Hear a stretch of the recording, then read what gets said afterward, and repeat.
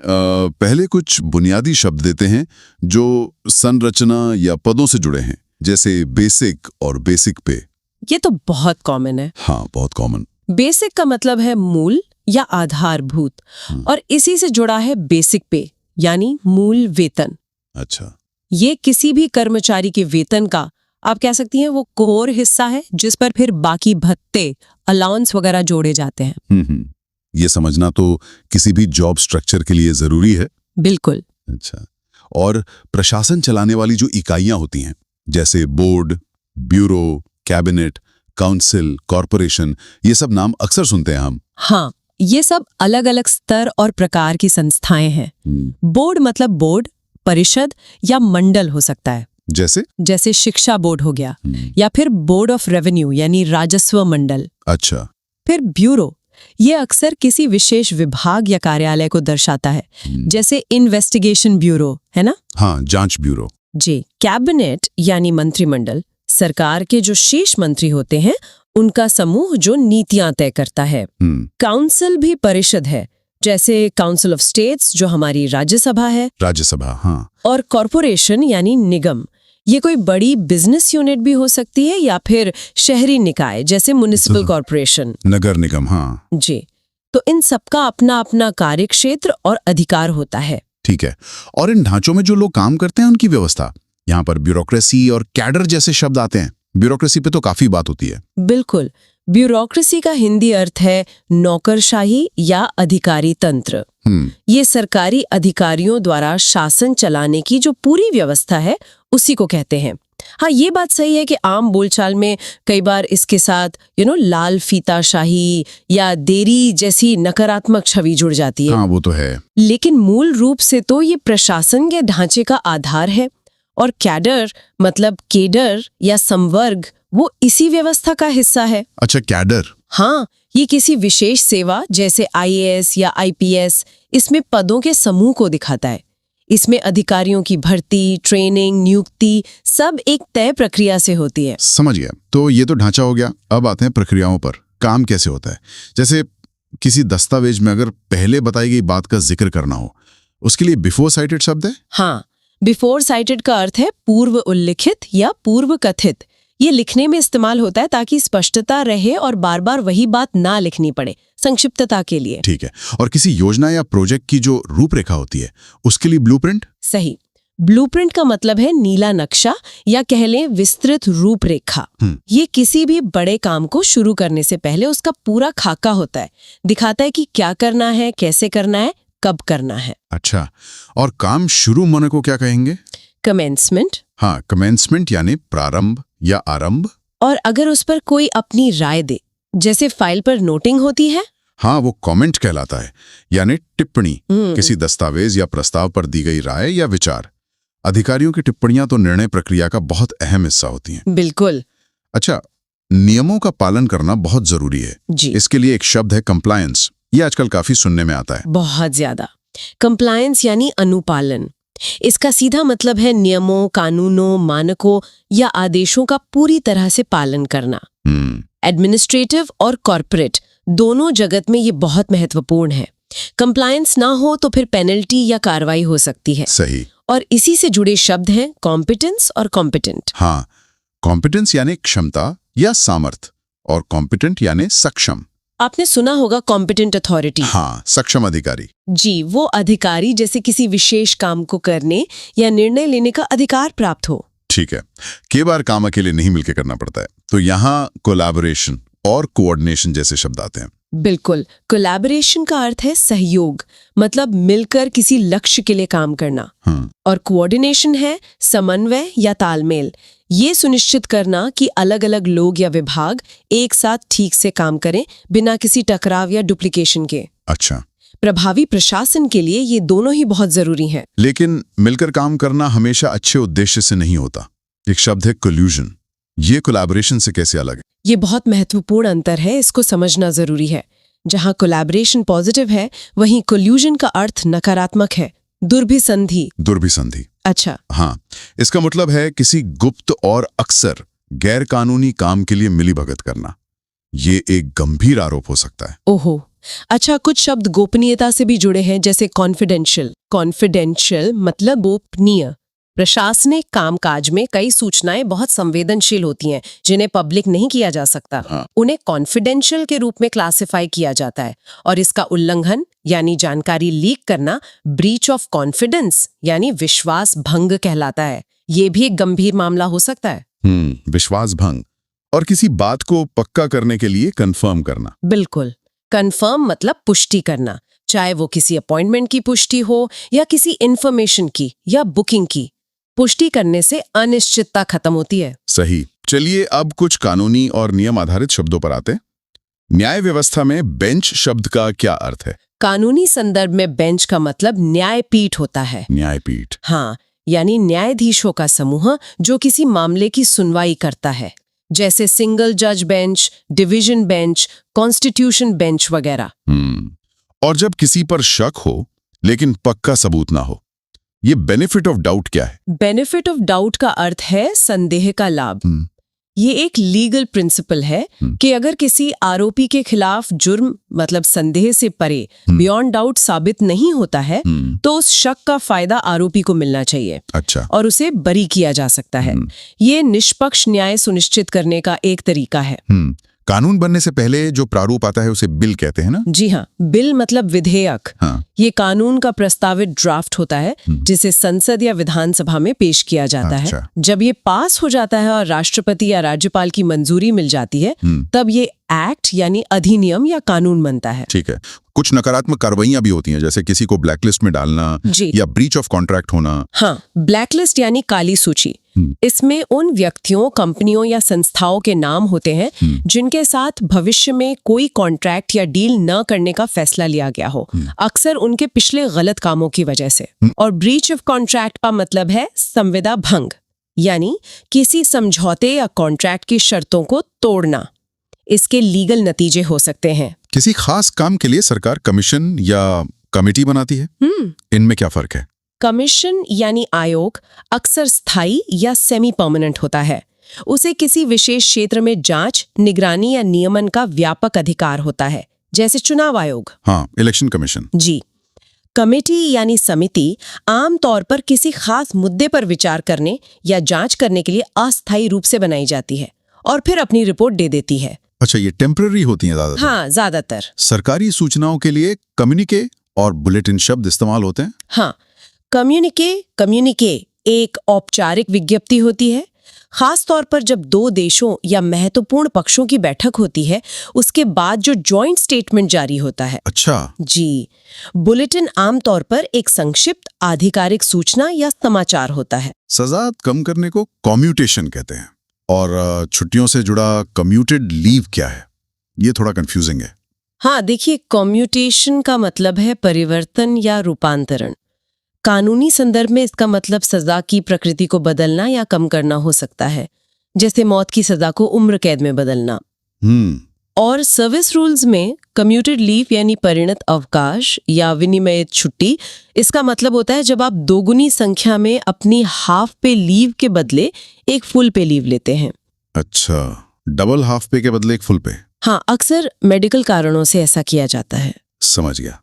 कभी कभी किसी समिति में बाहर से सदस्य लिए जाते हैं, उसे कोऑप्ट करना कहते हैं। बिल्कुल, कोऑप्ट सहयोजित करना का मतलब है किसी समिति या निकाय में मौजूदा सदस्यों द्वारा नए सदस्य को चुनना बिना आम चुनाव प्रक्रिया के।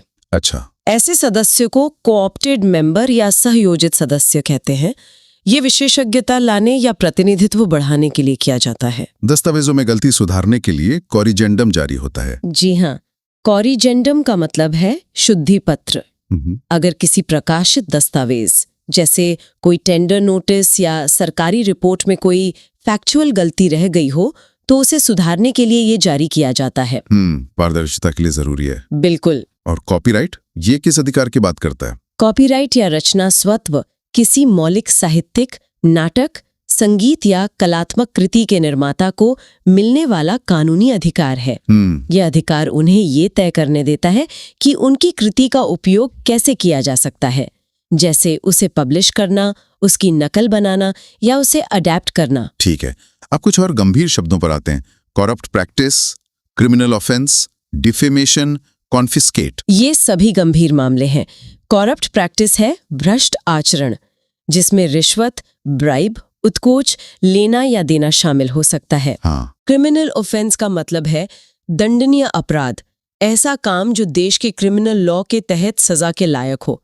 डिफेमेशन यानी मानहानि, किसी व्यक्ति की प्रतिष्ठा को झूठे बयानों से नुकसान पहुंचाना।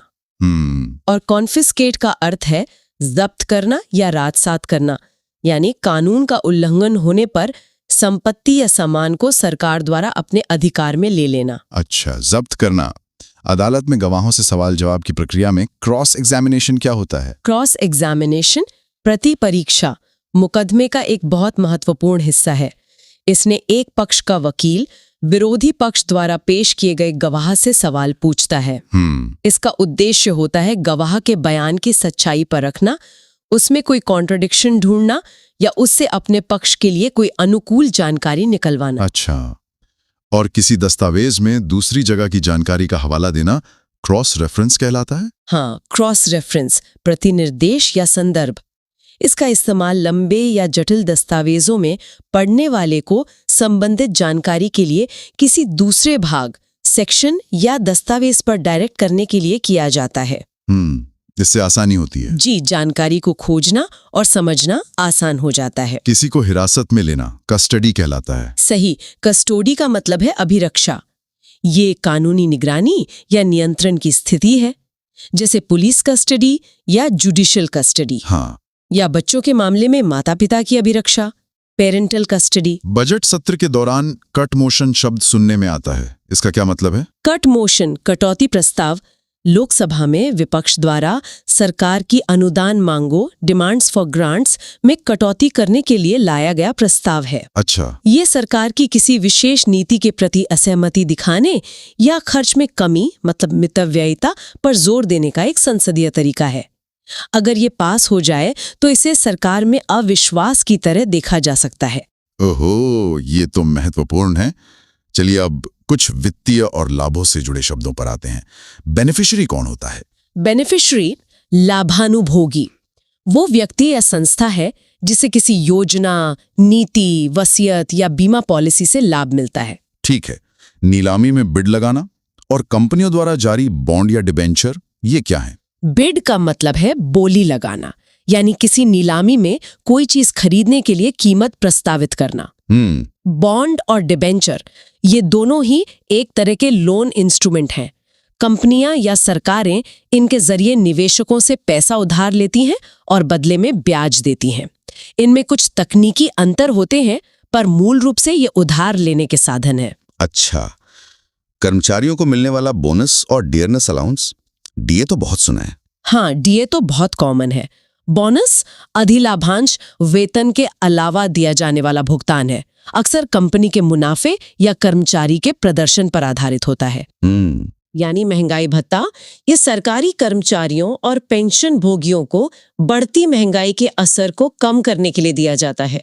ये बेसिक पे का 1% होता है। ठीक है।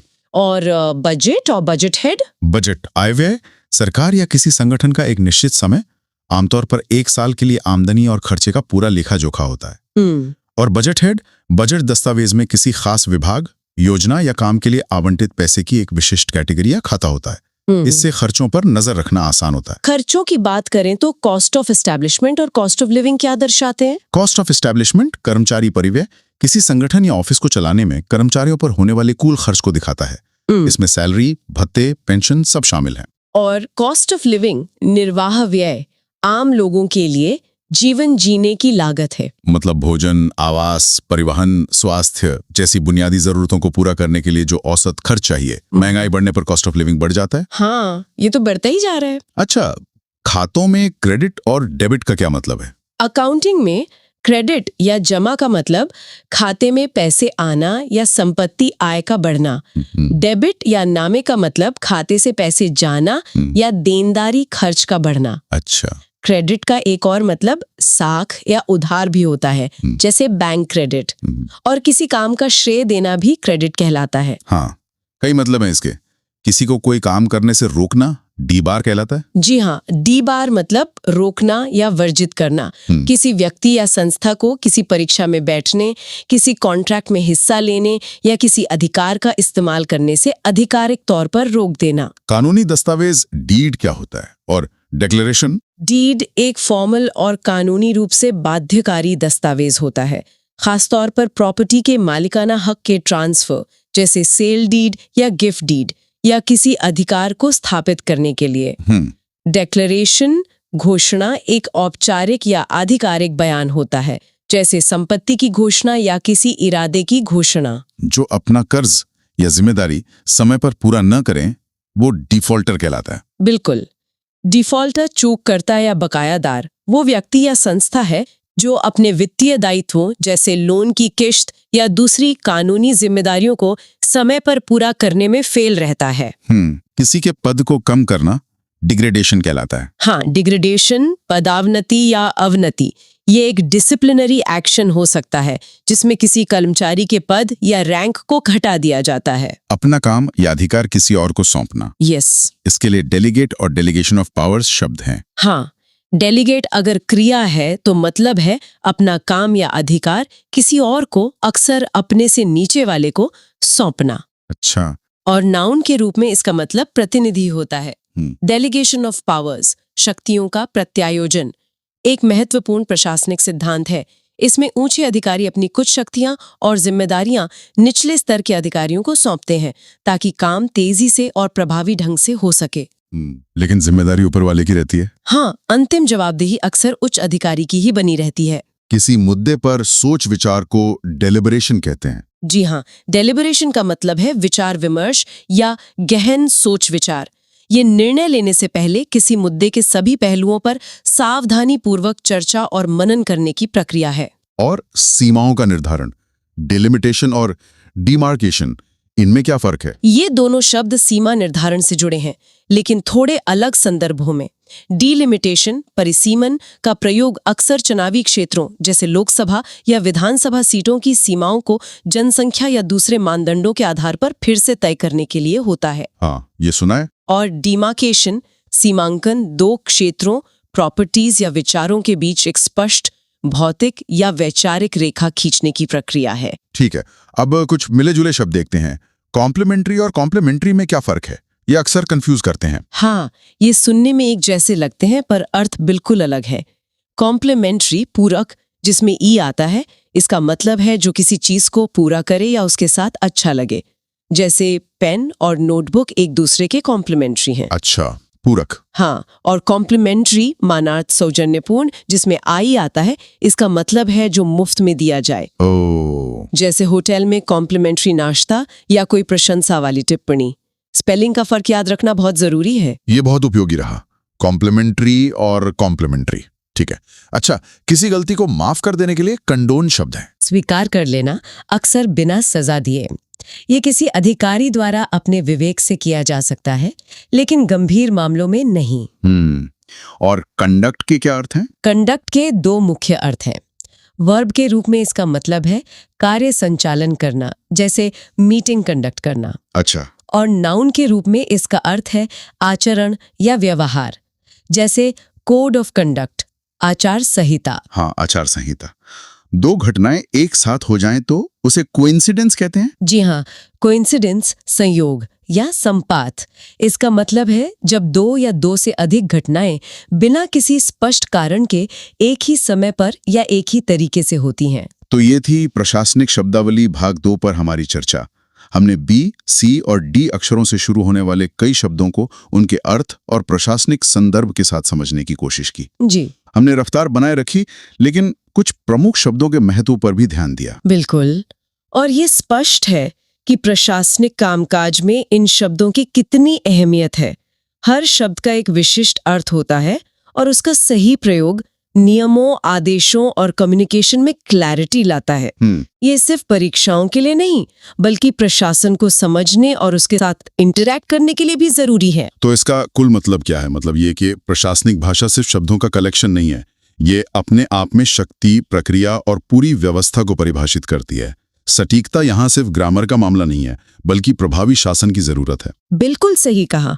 और यहाँ जो बात फैसिनेटिंग है वो ये है कि ये विशिष्ट शब्दावली कैसे एक तरफ तो सटीकता और औपचारिकता सुनिश्चित करती है, जो कि कानून और नियमों के पालन के लिए आवश्यक है। हाँ। दूसरी तरफ, जैसा हमने ब्यूरोक्रेसी जैसे शब्दों के संदर्भ में देखा, कभी कभी यही भाषा जटिल भी लग सकती है। अगर हम इसे बड़े परिदृश्य से जोड़ें तो भाषा वो माध्यम है जिससे प्रशासन आकार लेता है, संवाद करता है और अपनी वैधता, अपनी लेजिटिमेसी स्थापित करता है। सही कहा। और यहीं से जुड़ा एक विचार हमारे श्रोताओं के लिए छोड़े जाते हैं। क्या प्रशासनिक भाषा की जटिलता हमेशा सटीकता के लिए जरूरी है, या क्या इसे और ज्यादा सुलभ और ज्यादा एक्सेसिबल बनाने के तरीके हो सकते हैं बिना इसकी सटीकता और गंभीरता को कम किए, ताकि आम नागरिक और प्रशासन के बीच की दूरी शायद कुछ कम हो सके?